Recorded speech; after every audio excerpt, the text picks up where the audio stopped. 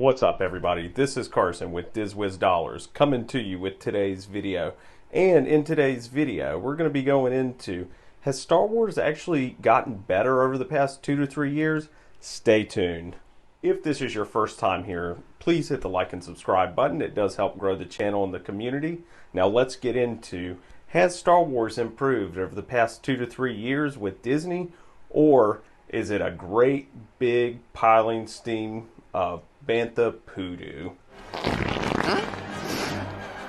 Star Wars, a long time ago in a galaxy far, far away.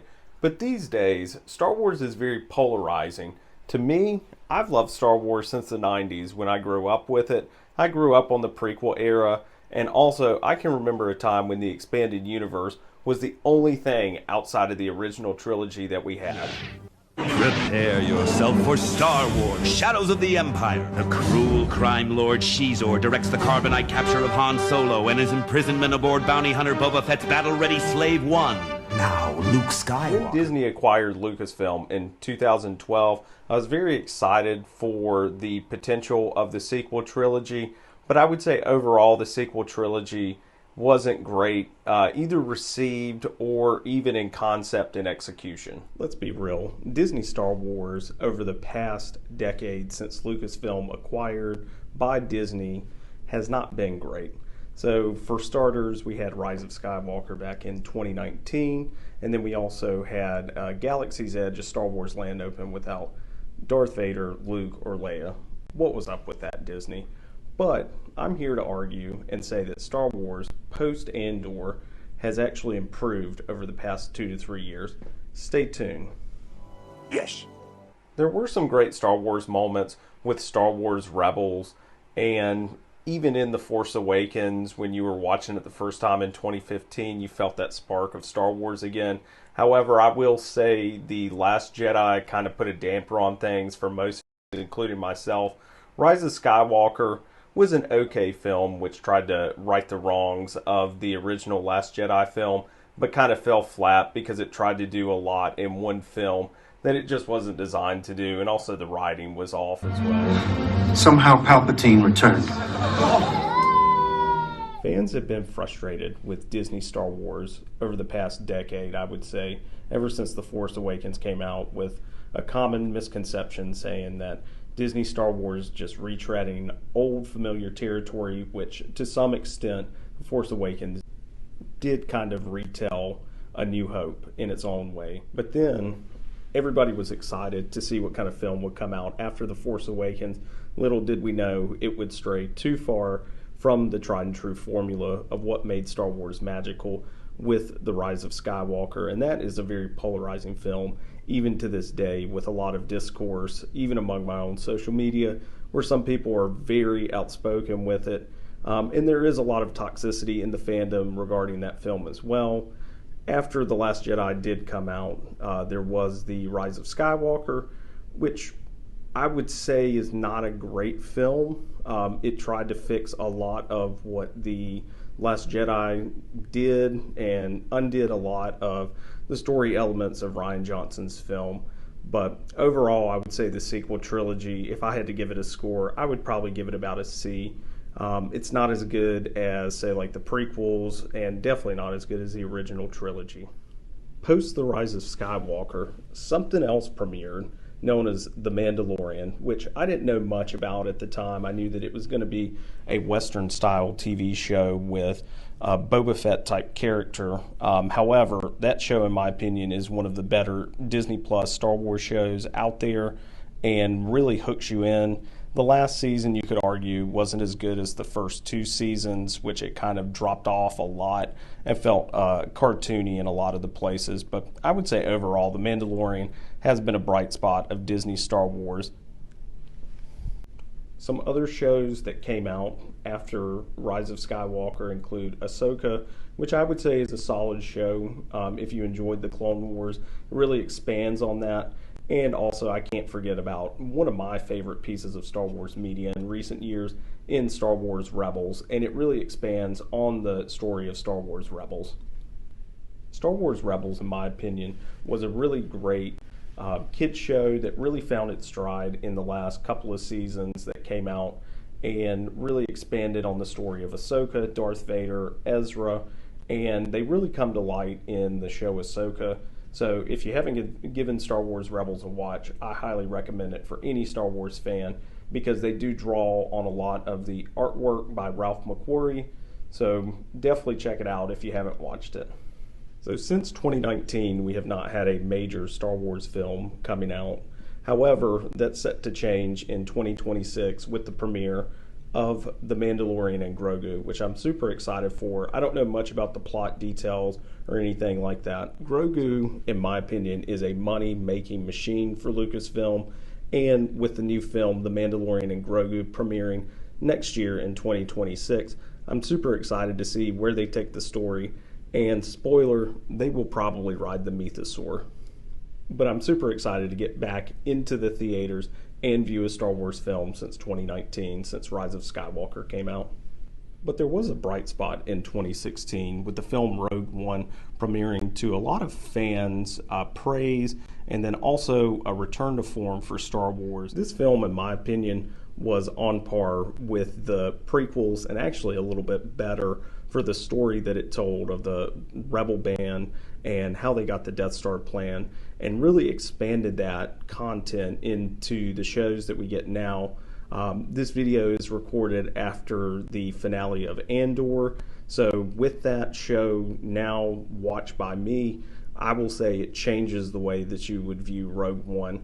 But I would say Rogue One out of the sequel trilogy era is probably the best film. Side note, the Book of Boba Fett and Obi-Wan series also came out post Rise of Skywalker, and I would say there are a lot uneven parts of both series, which the Book of Boba Fett was basically just the Mandalorian extension, so they really did a discredit to that character and a disservice. But I will say the finale is actually pretty cool, which, spoiler alert, Boba Fett actually rides a Rancor and Cad Bane comes back as well. Obi-Wan, kind of the same thing. I felt like the beginning and the middle parts of the series were kind of boring, but the ending of the series of Darth Vader and Obi-Wan was a really great way to end that series.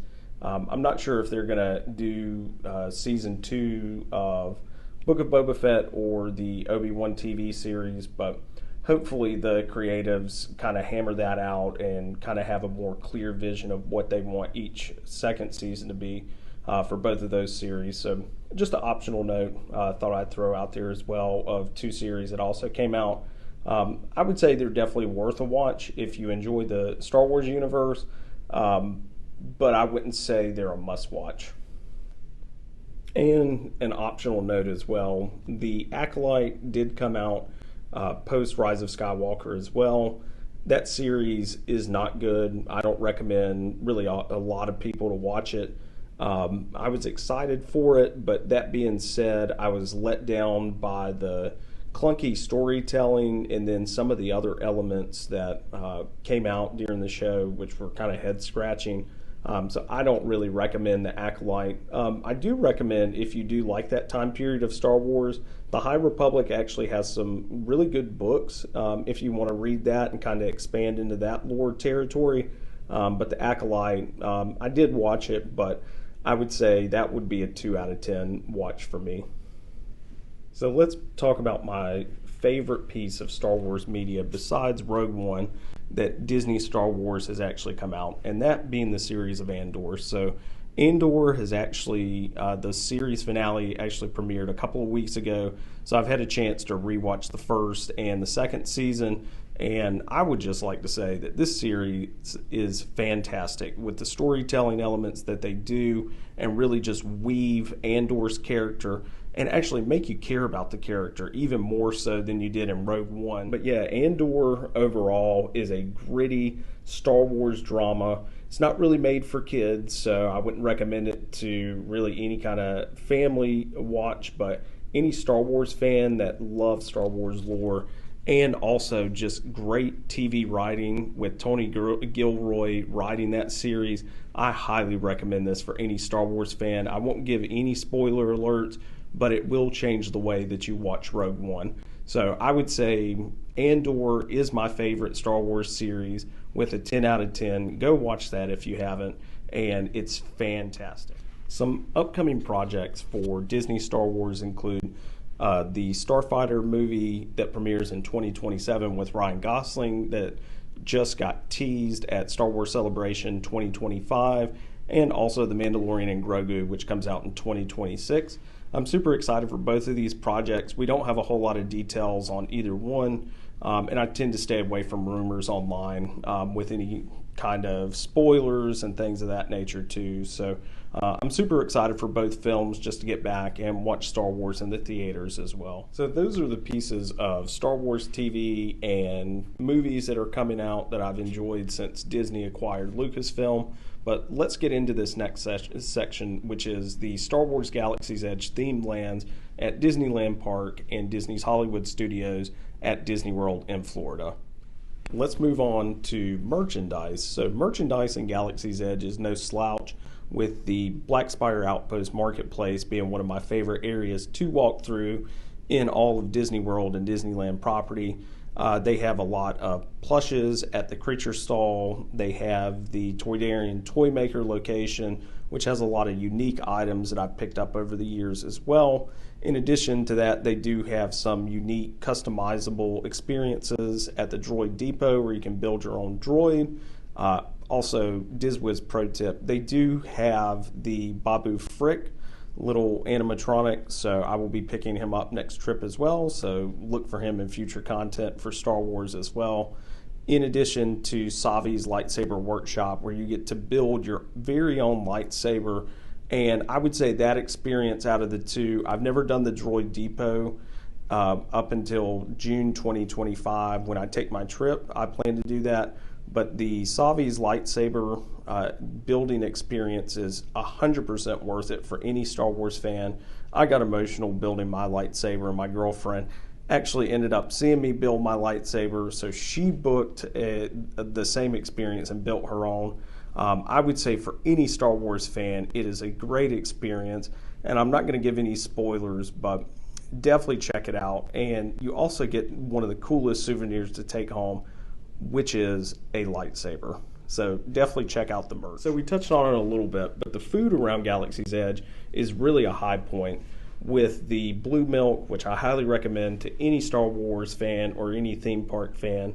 It kind of tastes like a mix in between a popsicle and a smoothie consistency wise, but the flavors are very fruity. I've never tried the green milk. I'm not a big citrus fan, so it has never really appealed to me to do that. So I'm team blue milk all the way. In my upcoming June 2025 trip, I am going to try the green milk for the first time, so stay tuned for that vlog and that TikTok reel as well.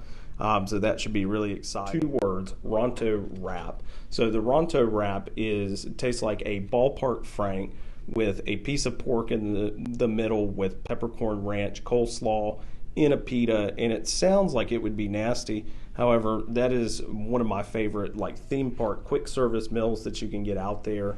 I highly recommend it to anybody who's going to Galaxy's Edge. And also, for those who didn't know this, it is actually cooked on a pod race engine from a droid. So there you go. You can't go wrong with a Ronto wrap. DisWiz highly recommends. There is also a regular quick service restaurant with options to dine inside as well, known as Docking Bay 7. And I would rank this quick service location at Disney World property and at Disneyland to be one of my more favorite quick service locations. The ambiance in there is for any Star Wars fan and anybody who just wants to get out of the heat as well. But the food is really good for the offerings that they have as well. Some items to note would be the Andorian fried chicken tip yip, which is fried chicken, but I enjoy that one. I also enjoy the Kashyyyk beef and sweet tapata salad. I believe I'm saying that right. And pro tip, you can also get the yuca fries as well and the blue corn muffin as a side. Definitely recommend. So for any Star Wars fan, I highly recommend Docking Bay 7. And also, DisWiz pro tip, if you look at the ship on top of the location, it actually has 77, 80, and 83, which, if you didn't know this, are the dates of the original trilogy when they came out. So just a fun little tidbit for Star Wars and Disney fans. So then we come to the attractions. So the 2 attractions in Star Wars Galaxy's Edge are Millennium Falcon Smuggler's Run, which I don't really recommend to most people if you've ridden it. There's not a lot of rewritability at the moment for that attraction. However, there are future plans for that attraction in 2026 to feature the Mandalorian and Grogu, and feature different planets like Coruscant and Bespin, which is also known as Cloud City. So I'm sure that's going to change my opinion of the attraction in the very near future. But for right now, I would say it's one of the weaker parts of Star Wars Galaxy's Edge. But moving on into the Rise of the Resistance attraction, this attraction puts you right into the experience once you get inside the queue. So you get abducted by the First Order. You can find yourself on a full Star Destroyer with animatronics of stormtroopers, Kylo Ren, and the experience overall is just phenomenal. So for any Star Wars fan or any theme park fan, it is a trackless dark ride, but it does put you in the experience, and you see laser bolts, there's lightsaber effects, there's 2 life-size AT-ATs in the Star Destroyer as well, and there's also a surprise at the end of the attraction. So for anybody who's never ridden it, I'm not going to spoil it, but it's one of my favorite parts of the attractions. But I get really emotional getting off that attraction just because they start playing the Star Wars theme song, and I just highly recommend Rise of the Resistance. And to this day, it's one of my higher ranked Disney World and Disneyland attractions. So definitely recommend Rise of the Resistance over Millennium Falcon Smuggler's Run. Side note, I cannot forget about the OG Star Wars attraction at Disneyland and at Hollywood Studios, and that is known as Star Tours. So it is not the best Star Wars attraction, I would say, but I would rank it higher than Millennium Falcon Smuggler's Run, and a must-do for any Star Wars and Disney fan. It has the most Star Wars moments, I would say, for original trilogy, prequel, sequel trilogy, and Mandalorian fans as well. So definitely go check out that attraction if you haven't ridden it already, which I assume most of you have if you're watching this channel. This is more so for my East Coast friends and also myself, because I live on the East Coast, but in Hollywood Studios, there are additional Star Wars experiences in Hollywood Studios. Some items to note would be the Wookiee Cookie at the Backlot Express quick service location. Definitely check out that treat. It is a double oatmeal cream pie that is fantastic with a chocolate bandolier on top. I highly recommend just sitting in the Backlot Express and experiencing some of the old MGM Studios / older Hollywood Studios vibes and enjoying a Star Wars treat. So that's it. We've come to the end of the video. So that's my take of Disney Star Wars. I would say in terms of Disney acquiring Lucasfilm, they have hit their stride a little bit over the past 2 to 3 years, and I would say this future of Star Wars is still very bright with a growing fandom and then also existing fandom. There's a lot of toxicity out there, though, on some channels. I try not to be as toxic and stir up some of the internet drama on that side, too. I feel like Star Wars is for everyone, and everybody can enjoy it, no matter if you like the sequel trilogy, the prequel, the original trilogy, Mandalorian, video games, books, media, expanded universe, etc. So thank you everybody for watching this video. Please hit the like and subscribe button. It does help grow the channel. Our website is live now at DisWizDollars.com, so click on that. We've got some great information and touring guides coming out now on the website. And as always, thank you for all the support throughout the years, and I'll see you in the next one. Hopefully your money meets the magic and this video helped you out. See ya.